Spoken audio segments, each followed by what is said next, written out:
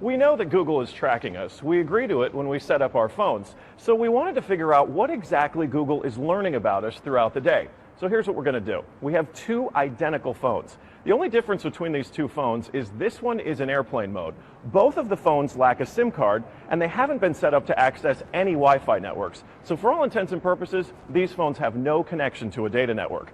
We're going to keep them with us throughout the day. And while I travel around DC, we're going to figure out just what Google is finding out about me. Our first stop, Sim's convenience store, just outside our Fox bureau, for a quick coffee. From there, we took a walk to the Capitol and took a quick walk around the Senate office buildings, and then decided to hop in a car and head around town. Hello. We're going to the Children's Hospital, please. To run our tests, we had to do more than walk the block, so we took a tour around our nation's capital. First, due north to the Children's National Medical Center Hospital, then west to St. Albans School and the National Cathedral. Our tour around town was a 14-mile journey that lasted more than an hour. The entire time, the phones had no access to the internet. Oh my goodness. Not a Wi-Fi connection and not any cellular data service. It almost seemed quaint to assume that Google wouldn't even be able to collect data on me. Let's head back to the bureau, my friend. Oh, that church is beautiful. Google's business model is simple. Collect data on its users and then use that data to sell targeted ads. It's a business model called surveillance capitalism. But does that critical data collection work even when your phones aren't connected? So we're back here at our Fox Bureau in DC, and we've got both of our phones exactly how we left with them. The only difference, really, I snapped a couple of bad selfies at the National Cathedral. But otherwise, they have stayed in my pocket for the entire day. So let's find out what they know.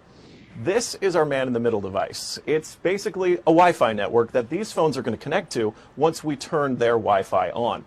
It's going to pass data through it on the way to Google. But on the way, we're actually going to get a copy of the same data that Google's going to get. We'll be able to decrypt it and then find out where we've been throughout the day.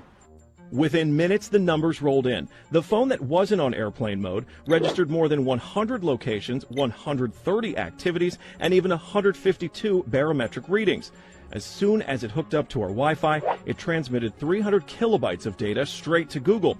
The phone even logged our exact locations, tracking us all around town, the Capitol, the hospital, the school, and the cathedral. Now you may notice what's missing here is the exact route that we took, but it got that data too. It knows when I got out of the car.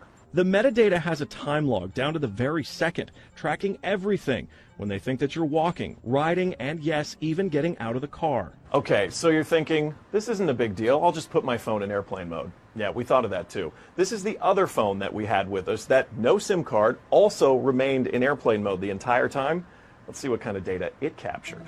The phone with airplane mode activated actually logged more locations and activities than the other phone, and it also transferred hundreds of kilobytes of data to Google as soon as it was activated. The only thing that's missing from this map is our stop at the Children's Hospital, but it still knows we were there. There it is. Exiting vehicle, 100% accuracy.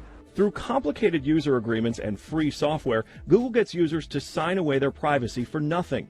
They're even following you in the places that most people would expect total privacy: government buildings, a children's hospital, a private school, a church.